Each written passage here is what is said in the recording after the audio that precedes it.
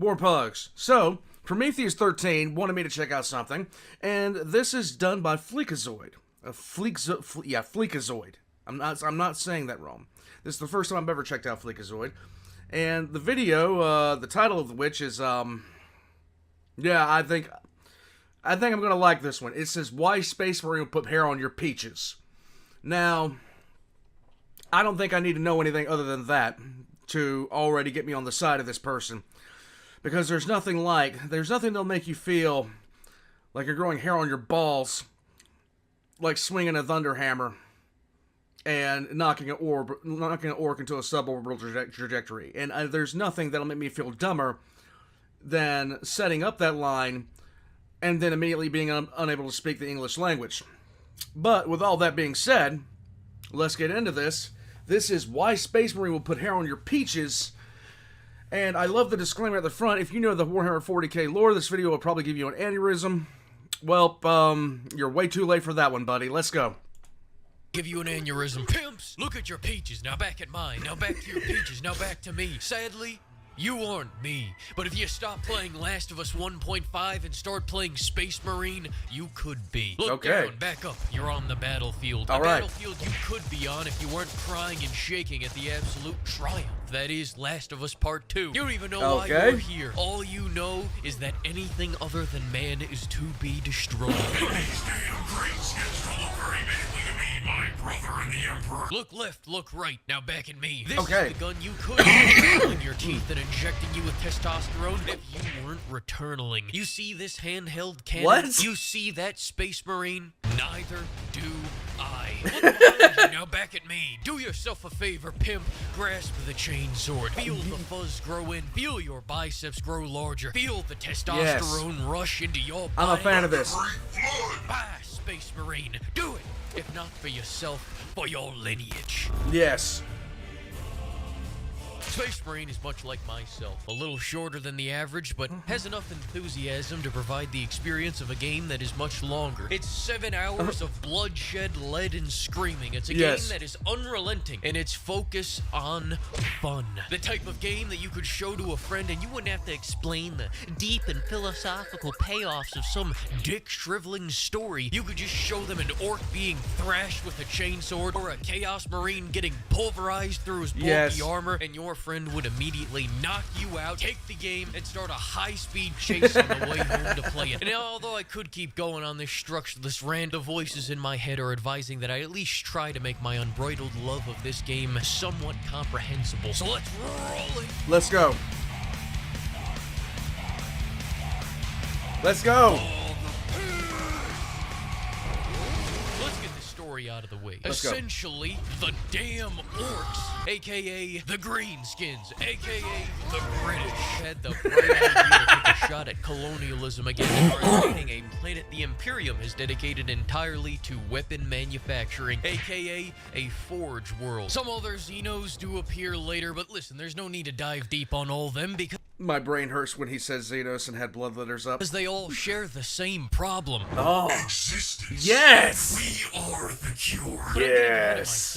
First, the less intense methods had to be suggested, like going full Gandhi and glassing the entire planet. However, we needed this planet, and we really hate Xenos. Hence, the big boys are deployed. Also, this cuck. You're a Space Marine, technically an Ultramarine, and I'm not gonna read the wiki to you. You can do that yourself.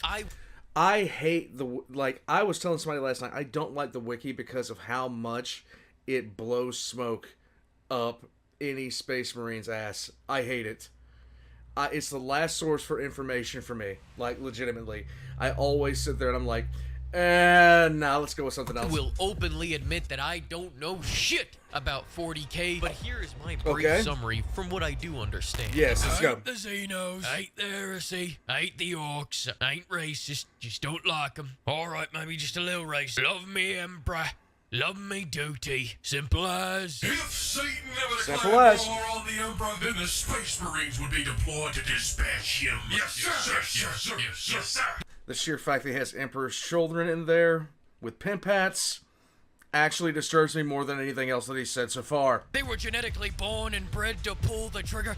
And you know what? Let's just get to the gameplay. Let's go. Space Marine is like the bastard son of Gears of War and God of War in terms of combat. You have the chonk, guns, God bless, and very occasional reliance on cover if you're a little bitch. But also the pure hitting shittery and circle takedowns from God of War. In fact, the takedowns in this game are almost as awesome as God of War. And I say almost because my brother in the Emperor's PTSD keeps flaring up. and he keeps taking 5 goddamn minutes to rearrange Orc's guts. And this isn't Hog or Saints Row where the AI declare peace for those 5 minutes. No, this is a man's game. This is Wog's legacy. You start a takedown and your Marine will finish that takedown, regardless of how many British people are stabbing you with bullets. And if this turns you away from doing takedowns, then I guess you'll just never become a man, because that is the only way to heal in this game. That's right, Space Marines heal by inflicting pain on others. They're the original Sigma males. So just don't feel bad about it, alright? You just don't think about it. Just remember, son, the only good greenskin is a dead one.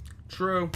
And now that I've got you on homicide, I will admit that I lied. You also have Spartan Rage that regens your health, so there is that. Then you have the cross gene from both of these games, which is the gene that makes it better than TRT. The gene that, after playing this game for 15 minutes or more, chisels your jawline, straightens out your posture, buzzes your peaches, and shoots you up with enough jet to go fight an exotic animal. That rare, perfect hybrid found only in Vanquish and the Elantra. Jesus, I just need another hit on it. What does the Honda Elantra and Honda Elantra have to do with any of this? Another hit, man. You dirty grease. And now that you know the broad strokes, let's get to the plata y plomo. First. Oh my god, the shake weight. When that thing came out, everybody was just sitting there looking at it like,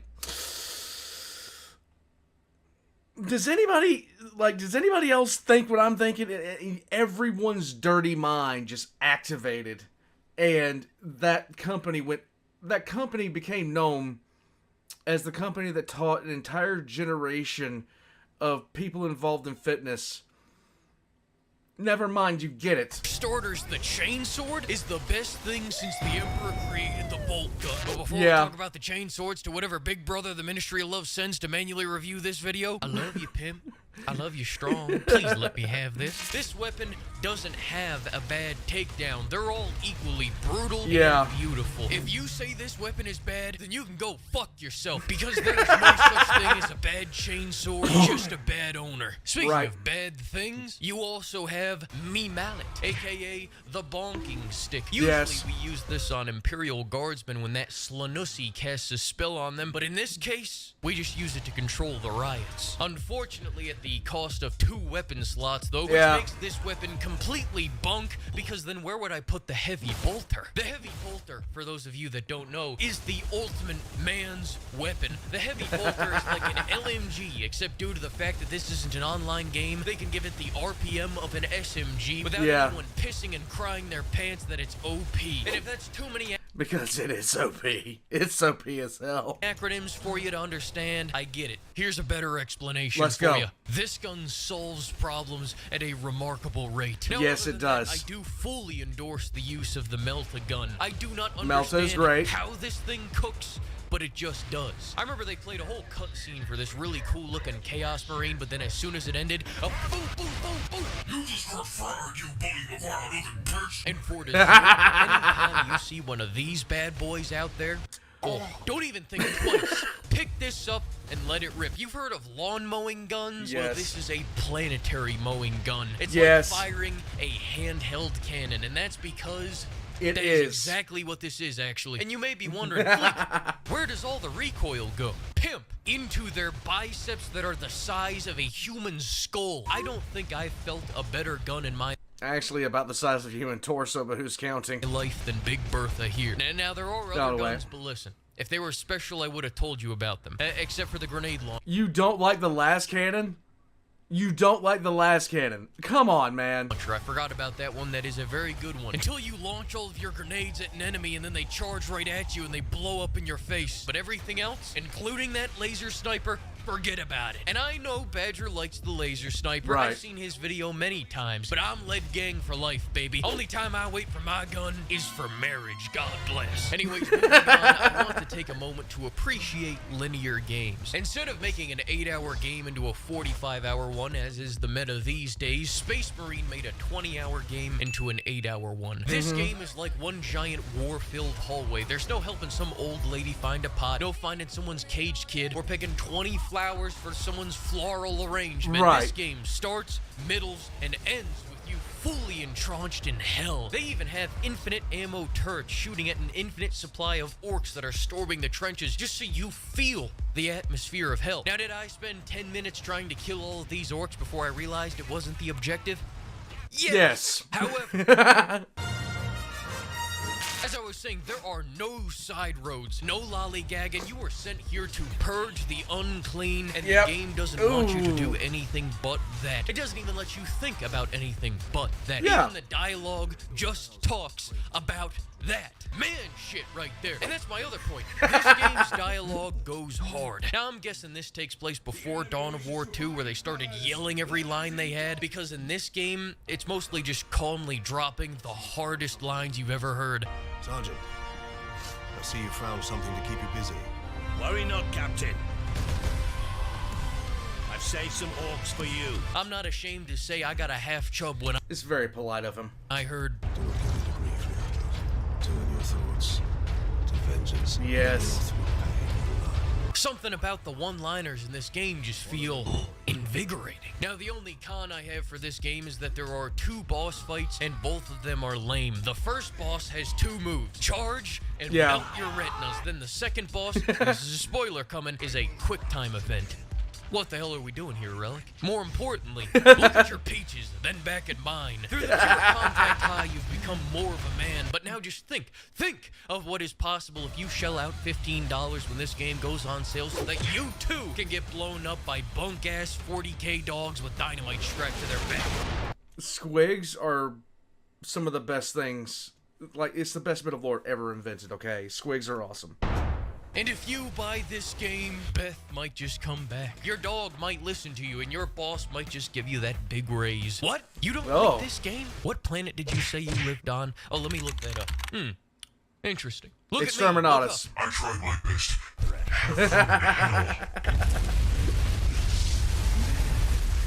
Yeah, that's about what you deserve. Yeah.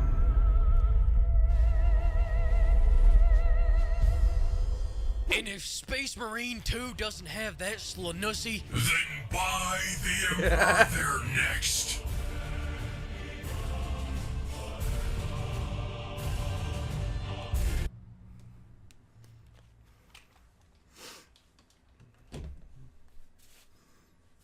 I can honestly say I approve of this message in more ways than one. That game will make you feel very, very good about yourself. I love the fact that you can just... Okay, so I hate fetch quests. I've always hated fetch quests in games. And the one thing I have learned about this game, flat out, is that there are no such things as fetch quests. We're going to go do stuff. We're not going to pick up, like... We're not going to go pick up some stuff for Farmer John.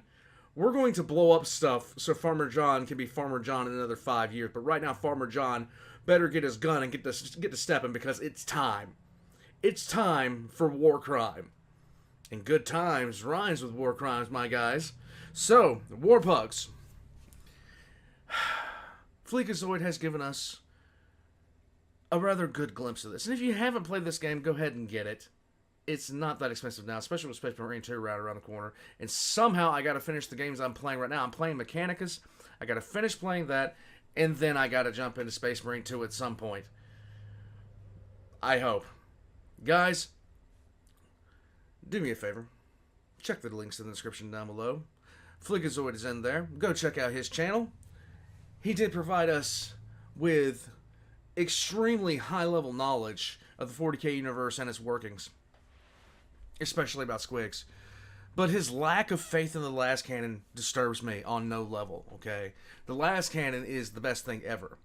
Now, the autocannon is sweet and nice and all that other kind of stuff, But we need to get somebody from Rubik's Raptors team in here so they can rip the cannon off of the Warlord Titan that you're supposed to be protecting, and use that. I want that. Let's get into that. Check the links in the description down below. Like and subscribe if you guys haven't already. Get some hair on your peaches and play Space Marine. That's all I gotta say.